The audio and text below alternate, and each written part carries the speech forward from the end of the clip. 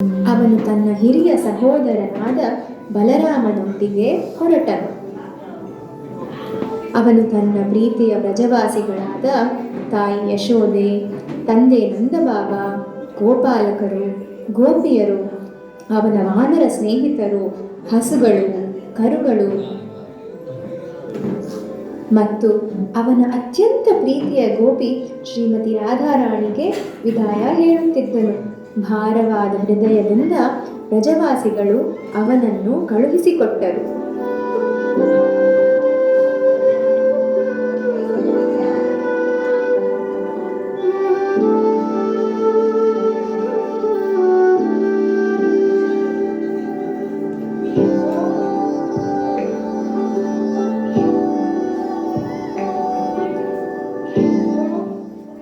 ಕಡೆಗೆ ಶ್ರೀಕೃಷ್ಣನು ದ್ವಾರಕಾದ ರಾಜನಾಗಿ ಸ್ಥಾಪಿತನಾದನು. ಅಲ್ಲಿ ಅವನು ತನ್ನ ಅವಲಂಬಿತರನ್ನು ರಕ್ಷಿಸಿದನು, ವಿವಿಧ ಅರಮನೆಗಳನ್ನು ನಿರ್ವಹಿಸಿದನು ಮತ್ತು ಅವನ ಎಲ್ಲ ರಾಣಿಯರನ್ನು ಸಮಾನ ಕಾಳಜಿಯಿಂದ ನೋಡಿಕೊಂಡನು. ಒಂದು ದಿನ ಅವನ ಎಲ್ಲ ರಾಣಿಯರು ಭಗವಾನ್ ಶ್ರೀಕೃಷ್ಣನ ಬಾಲ್ಯದ ಲೀಲೆಗಳ ಬಗ್ಗೆ ಕೇಳಲು ಕುತೂಹಲಗೊಂಡರು.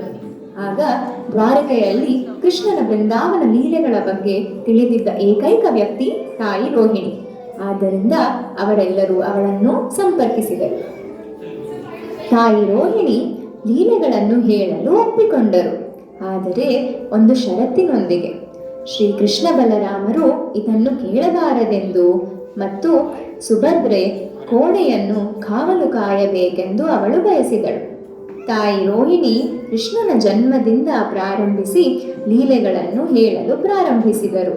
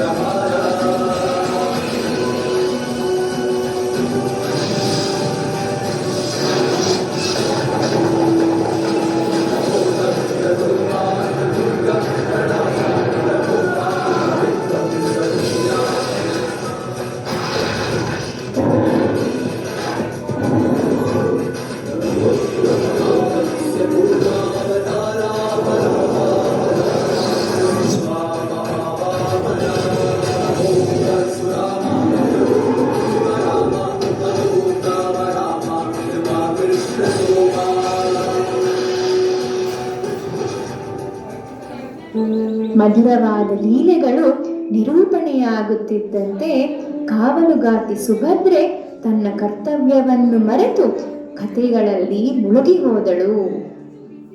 ಅವಳು ಲೀಲೆಗಳಲ್ಲಿ ಎಷ್ಟು ಮುಳುಗಿ ಹೋದಳೆಂದರೆ ಅವಳ ಪಕ್ಕದಲ್ಲಿದ್ದ ಶ್ರೀಕೃಷ್ಣ ಬಲರಾಮರನ್ನು ಗಮನಿಸಲಿಲ್ಲ.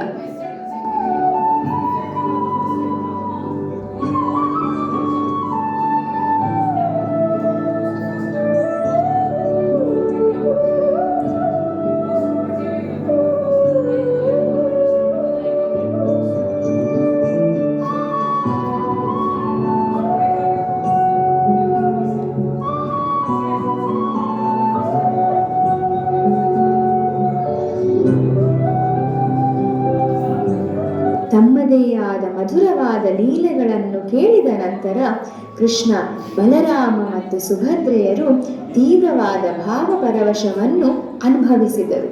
ಅವರ ಕಣ್ಣುಗಳು ಅಗಲವಾಗಿ ತೆರೆದವು, ಅವರ ಅಂಗಗಳು ಕುಗ್ಗಿದವು ಮತ್ತು ಅವರು ಜಗನ್ನಾಥ, ಬಲದೇವ ಮತ್ತು ಸುಭದ್ರೆಯ ರೂಪಗಳಾಗಿ ರೂಪಾಂತರಗೊಂಡರು.